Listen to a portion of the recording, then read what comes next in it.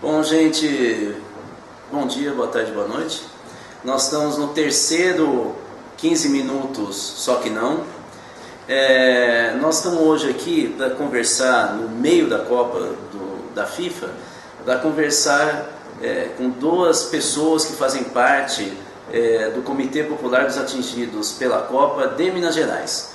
Para quem não sabe, nós temos 12 comitês populares organizados nas 12 capitais que a gente tem jogo da Copa, e é esse pessoal que vem discutindo os impactos da Copa na vida de todos nós, e eles, direto ou indiretamente, acabaram convencendo grande parte da população que demorou muito para começar a usar bandeirinha. Alguns não se recusam a usar bandeirinha, ou seja, de alguma maneira, por causa da atuação deles, da divulgação, do debate democrático que eles vêm criando, pela primeira vez num ano de Copa, os brasileiros parecem que separaram o circo do pão. Então vamos lá, vamos começar a conversa aqui. Bom, Amanda e Lorena, vai ter Copa? Então, ter Copa vai ter, né? O slogan "não vai ter Copa" foi um grito que saiu das ruas, que quer fazer essa pergunta. É tipo a que virou o slogan do Copac, que é Copa pra quem, né? Copa pra quem? Pra FIFA, para as grandes empresas e para os estrangeiros, e para os brasileiros e os torcedores, os mais pobres, mais excluídos. O que está acontecendo com eles nessa Copa? Só uma coisinha, por que vocês não assumiram não vai ter Copa? O que vocês acham de errado? Ou o que confunde? Não é nem o que acha de errado, e também não se trata tanto de não assumir. Mas é justamente de uma escolha pelo qual talvez uma consigna que dialogue melhor. Por quê?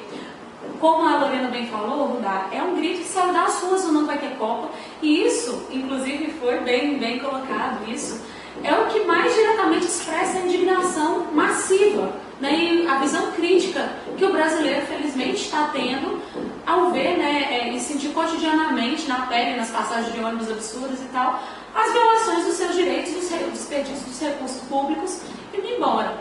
Porém, isso sendo um grito que esteve presente em todas as manifestações das ruas, das pessoas que estiveram, né, nesses contingentes gigantescos durante as manifestações, as pessoas que de fora estavam vendo pela televisão e talvez que porventura, acho que está bem massificado já, né, esse olhar crítico, mas aqueles que porventura ainda fiquem num limbo, eles geralmente, e em geral a gente também é confrontado com isso, a pergunta de trabalhador ou de diversas pessoas: mas por que vocês gritam não vai ter Copa? A Copa vai ser feita de toda maneira, né? Já foi gasto o que está gasto. Porém, o que a gente não, o que é uma análise do comitê, é algo indisponível, de que a gente não abre mão, é de concordar com a avaliação de que, olha, vai ter Copa e o que foi feito já está feito, então pronto, acabou, não tem por que se insurgir contra esse mega evento agora. Muito antes, pelo contrário. Pelo que a gente analisa, é exatamente o momento da disputa política, da disputa de colocar, olha, houve essas e essas violações, e o que vai ser o posicionamento do Estado, né? Vai permanecer no sentido de anuir a tudo isso, a essas exigências da FIFA, a tudo isso, e literalmente pisar, agora que o evento está sendo realizado, no direito da população, ou vai ser por isso que enxergamos que ainda é momento de disputa política? Ou eles vão se abrir para negociar as pautas que, a título de compensação, ainda estão pungentes, né? Muitos dos atingidos aqui em Belo Horizonte ainda estão pendentes de uma ação compensatória do Estado. Então, é momento, sim, de você conseguir ainda alguma redução nos impactos do legado deixado pela Copa. Para vocês do Copac, e se quiser falar da Ancop, daí para destacar, assim, 2 maiores impactos negativos que vocês estão percebendo, para não fazer uma listagem. Bom, 2 não é número cabalístico, se vocês quiserem falar 3 ou 1, mais ou menos assim um resumo. O que é mais agressivo que vocês estão sentindo e que deixa mais comovido, que envolve mais vocês? Ou de nacional ou aqui de Minas? Eu acho que primeiramente as remoções forçadas, né? A gente viu aí um total de quase 250 mil pessoas removidas. Pessoas que não têm... Desde o anúncio, na verdade, no Brasil, desde como site, sim, mas principalmente o estudo da Ancop ele começa as pesquisas a ser feitas em 2010, com o diagnóstico. E é quando de fato começaram as obras que constam da matriz de responsabilidade, né, a fase executória, né? Então foi quando de fato iniciaram os despejos, etc. São 248 alguma coisa, quase 250. Mil pessoas. Tá. Pessoas. E como é que está a vida desse pessoal? Eles estão na rua, estão em algum alojamento provisório ou conseguiram alguma coisa? O que ocorre é que o poder público, ele, apesar das nossas legislações como Estatuto de Cidade, ele vai sempre com alguns casos foram despejos forçados, como Maré, enfim, outros, onde a remoção ocorria sem nenhuma alternativa de reassentamento. A solução oferecida pelos governos municipais locais era abrigos, similares ao que é oferecido à população em situação de rua, ou seja, não é solução de moradia, era literalmente um despejo ilegal. Em outros casos, quando há uma opção de reassentamento, na verdade não é muita opção, eles sempre tentam forçar a goela abaixo, reassentamento em apartamentos da falha política habitacional já vigente, né, Minha Casa Minha Vida, no caso de Belo Horizonte, o programa Vila Viva, eles geralmente oferecem isso a uma indenização ínfima pelo valor da benfeitoria, inclusive em avaliações questionáveis, altamente questionáveis, onde a metodologia não é publicizada, onde as pessoas não têm acesso ao que foi avaliado ou não. Tem relatos, inclusive, de que as avaliações são inferiores ao que de fato existe na benfeitoria. E aí, de maneira que as pessoas recebem um valor irrisório, por exemplo, para quem habita hoje num local que agora está sendo foco da especulação imobiliária, no vetor norte de Belo Horizonte, principalmente, que é a área da Pampulha, né? A gente teve lá o despejo da Zilá Expósito, as outras comunidades ali ameaçadas, Dandara, dentre outras. E aí eles vão indenizando com valores tão baixos que as pessoas não conseguem comprar, adquirir outras residências na mesma região, no mesmo bairro, nem sequer na mesma cidade, ter negado o seu direito de cidade, tem que ir para as periferias, continuando uma ilegalidade habitacional, na periferia da periferia, ou seja, com a qualidade de vida, o acesso aos serviços públicos, enfim. E quando há reassentamento, fora isso, os conjuntos habitacionais que são levantados em locais que não têm estrutura nenhuma e serviços nenhum. Então, o que a gente vê é um legado perverso de violação do direito à moradia adequada, queda na qualidade de vida de inúmeras famílias, as 250 mil. Um outro impacto, no sentido de algo que não houve cumprimento nas mesas de negociação com a Prefeitura especificamente, foi o levar a cabo do projeto de regularização das ocupações urbanas. Nós temos aqui em Belo Horizonte hoje mais de 15 mil famílias morando na situação de ocupação, dentre elas as três, a Vitória, Esperança e Rosa Leão no Isidoro, Dandara, Eliana Silva, Camilo Torres e Dorothy na região Barreiro. E houve, depois do contexto de manifestações e uma ocupação da Prefeitura no ano passado, compromisso assumido de regularizar algumas delas, e isso está parado na Secretaria Municipal de Planejamento. O projeto já se encerrou o prazo desde outubro do ano passado para que isso fosse encaminhado, encerrado o projeto e encaminhado à Câmara Municipal. Até hoje ele não foi, nem sequer para passar pela votação. E é uma situação gritante porque é o direito à moradia, né, de mais tantas pessoas. E esse foi um dos compromissos que não foi cumprido. Outra questão que eu quero dar ênfase também é pelo seguinte: tem muita gente que é influenciada pela grande mídia, né? Não se questiona e não sabe exatamente o que acontece, mas, por exemplo, você não vê a Globo e a Bandeirantes falando sobre as remoções, falando sobre o superfaturamento e sobre todos os outros impactos negativos causados pela Copa, porque essas duas emissoras são as duas que possuem direito de transmissão pelos jogos da Copa. Então, se elas falassem qualquer coisa relacionada aos impactos negativos, isso poderia atrapalhar no negócio deles, né? E um outro direito impactado diretamente em decorrência da Copa acho que é o caso emblemático aqui de Belo Horizonte, o direito ao trabalho. As violações, elas se estendem desde as mortes de 9 operários nas obras dos estádios e somam-se a esses até 11, os que morreram nas obras da Copa, e não se trata de casos se não, em decorrência de condições análogas a de escravos, foram homens jovens sem nenhum histórico de problemas cardiovasculares que vieram ao infarte. E nesse sentido também os barraqueiros da área externa do Mineirão aqui em Belo Horizonte, 150 famílias desde a obra de reforma do Mineirão em 2010 estão sem trabalho. As 4.000 pessoas que dependiam, tinham sua renda ali da feira do Mineirinho, o comércio popular da economia, foi considerado o complexo do Mineirão também, foi fechada essa feira. Foi um dos ganhos, inclusive, das manifestações de junho do ano passado, né, Luana? O retorno da feira do Mineirinho. Os barraqueiros do Mineirão permanecem sem trabalho. Agora, se me permite, vou dar um terceiro impacto, né, talvez um dos mais terríveis também, legados deixados por essa Copa, é a implementação de um estado de exceção, né, no nosso país. No momento em que, justamente, né, o futebol é usado, né, a questão do símbolo de paixão nacional, é algo muito forte, o simbólico, o valor simbólico disso é muito usado para justificar a violência estatal que é estrutural, né, a repressão policial, julgamentos políticos, né, e prisões arbitrárias. Então isso, e infelizmente, né, é uma análise de que talvez esse recrudescimento da legislação ela não seja algo simplesmente pontual, né? Algumas leis, alguns enquadramentos absurdos, e a gente tem uma séria preocupação de que isso talvez venha se tornar um padrão. Então, porque como a gente não consegue dialogar com os governos nas três instâncias, né, municipal, estadual e federal, a forma que a gente encontra de reivindicar essas demandas, essas pautas, é indo para as ruas, para ver se a gente consegue ter uma visibilidade e mostrar para o povo brasileiro e para o povo que está vindo de fora os problemas que a gente tem com a realização desses mega eventos aqui.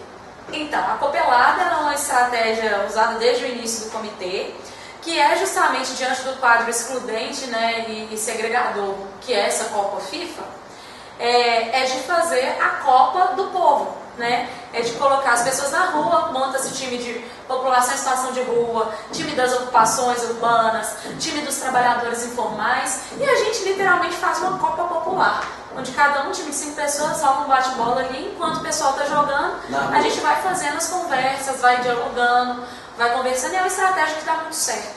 Que inclusive é também uma das ferramentas que a gente vai ter a nosso favor, é uma das nossas estratégias de ação, que vai ser, como você dizia, né, a previsão para agora, vai ter esse caráter. A gente quer que as manifestações tenham esse caráter mais lúdico, esse caráter mais ilustrativo mesmo do que de fato a gente espera e como vai ser isso de uma maneira mais irreverente, humorística. E a previsão disso no sentido da negociação política nós já temos, já está sendo discutido dentro de diversos coletivos, né, deixar muito claro que não é apenas o Comitê Popular dos Atingidos pela Copa, a grande convergência, o que a gente está buscando é essa articulação dos movimentos de luta pela moradia, das ocupações urbanas, do viaduto ocupado, da Assembleia Popular Horizontal, do Tarifa Zero, criar justamente, né, essas pautas de maneira sistematizada, e justamente estar nas ruas com o objetivo de que essas pautas sejam atendidas, né? Então isso já tem, porque aí vai ser um pouco diferente do ano passado. Tem mais ou menos uma pauta que, se não está armada, está quase para ser fechada? Sim, exatamente, sim. Nós estamos justamente nesse pé de discussão do que são as prioridades, né, no momento, e quais delas, claro, há nos 3 níveis de governo, né? Um exemplo da situação é que dentro do Comitê Popular dos Atingidos pela Copa, a nossa pauta prioritária de atendimento, para ter um ganho concreto, né, à medida que os governos, tanto estadual ou municipal, se abram a negociações, é a situação dos barraqueiros da área externa do Mineirão, sobre o qual houve um compromisso do governador do estado no ano passado. No entanto, não se concretizou por questões envolvendo a Prefeitura de Belo Horizonte, e esse ano é uma pauta indisponível para nós, né? O que de fato houve foi uma situação de desespero, digamos assim, né, dos governos, né, surpreendidos que foram, né, todo mundo foi pego de surpresa com a massificação gigantesca que houve das manifestações.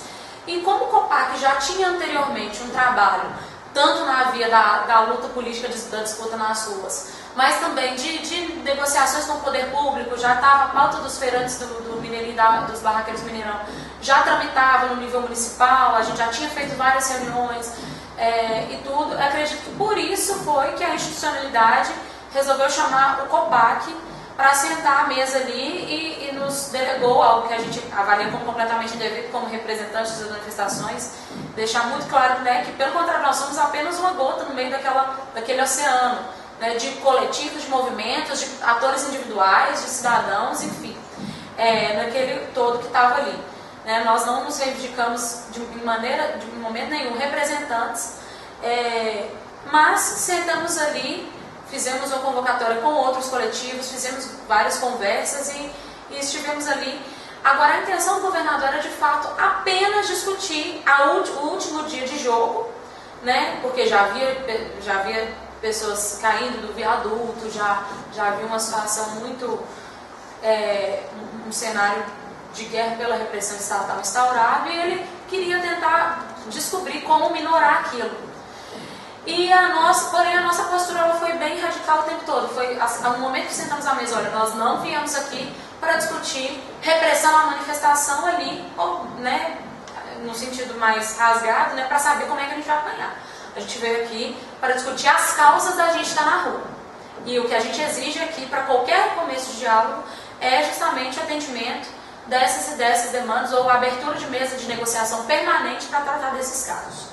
Agora, com relação... Aí ele falou, não, tudo bem, nós vamos abrir, nós não temos condições aqui agora de gestão mesmo, de definir algumas coisas, de assumir compromisso, mas de assumir compromisso, de ter outras reuniões para tratar dessas demandas políticas que vocês estão colocando, foi assumido esse compromisso. Aí discutimos ali na hora como seria mais o dia seguinte. Ficou estabelecido o compromisso de colocar uma barreira física, para não ter o contato direto, né, logo de cara, dos policiais com a manifestação. A gente acredita que houve algo positivo nisso, né, mas infelizmente muita coisa foi descumprida. Houve o compromisso de, por exemplo, ter uma atuação focada da polícia, e obviamente isso não aconteceu, a dispersão foi geral, inclusive com ações abusivas de poder ou retaliações violentas extremamente por parte da polícia em momentos que não exigiam aquilo. Foi completamente descumprido esses compromissos para o dia seguinte. Depois, no desdobramento disso, que foram reuniões com a assessoria de participação social do governo, especificamente com o assessor Ronaldo Pedron, o que foi cumprido foi a Feira do Mineirinho, o retorno dela. Houve êxito nessa demanda, mas encerrou-se aí. Com o governo do estado, a demanda, por exemplo, dos barraqueiros da área externa do Mineirão deixou a desejar. A integração em transporte metropolitano também não foi levada a cabo. E outra situação emergente que também ficou à deriva disso, tanto que eles novamente, né, voltam a estar em greve, é a situação da educação. Então, no que competia ao nível do estado, houve um ganho que foi a volta, o retorno de emprego. Inclusive foi feita a licitação permanente para voltar depois da Copa, quando antes o que a gente tinha era que não vai voltar, acabou a Feira do Mineirinho, depois dessa situação, né, de colocarmos a faca no pescoço do governador com muitas ressalvas, na pressão popular. Ele se viu obrigado, conversou com o Minas Arena e houve essa vontade política de fazer com que a feira voltasse. Não foi o mesmo ocorrido no caso da área externa do Mineirão, porque dependia muito da prefeitura. Houve também um sentar e negociar com a prefeitura. Nessa reunião eu pessoalmente não estive, mas outros membros do Comitê Popular. E nessa reunião foi de onde tirou-se, né, a exigência prioritária do não aumento dos preços da tarifa, mas como você mesmo colocou, tantas outras coisas, abertura das planilhas, né, e maior transparência e participação na concessão do transporte público, melhorias na rede municipal de educação, atendimentos em postos de saúde, a questão dos espaços públicos. Nada disso foi feito, nada disso foi levado a cabo, muito antes pelo contrário. Nós tivemos esse ano o fechamento e uma obra ilegal, isso já foi constatado em audiência pública na Câmara, do viaduto Santa Teresa. Ela não passou pelo processo dos institutos de patrimônio cultural, enfim, não seguiu o devido percurso, é uma obra ilegal e os tapumes cercearam o acesso àquele espaço que é histórico, é onde surgiu a Assembleia Popular Horizontal. Então há um caráter político, né, uma questão de honra talvez da prefeitura em cercear aquele espaço. continua havendo a sistemática perseguição, o recrudescimento à população em situação de rua e aos grupos em situação de maior vulnerabilidade. Então, de fato, há mais do que razões para estarmos novamente nas ruas, diante do descaso apresentado pelo poder público. Nós estamos vendo realmente uma estruturação de uma resposta das polícias militares e também uma certa organização a partir do Ministério da Justiça para o enfrentamento de rua muito violento. Inclusive notícias que aparecem na grande imprensa criando um clima de confronto, quase sugerindo que nós vamos ter ações terroristas e, portanto, legitimando uma ação muito violenta.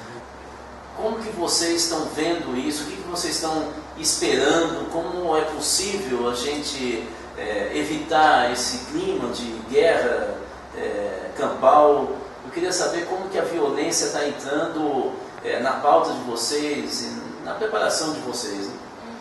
Eu acho que na sua própria pergunta você respondeu um pouco. O que acontece?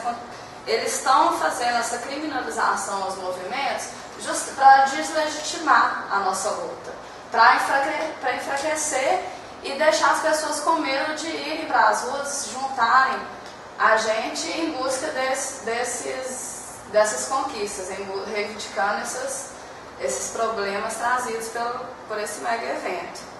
Essa estratégia perversa de um terrorismo midiático, a gente chama assim um pouco,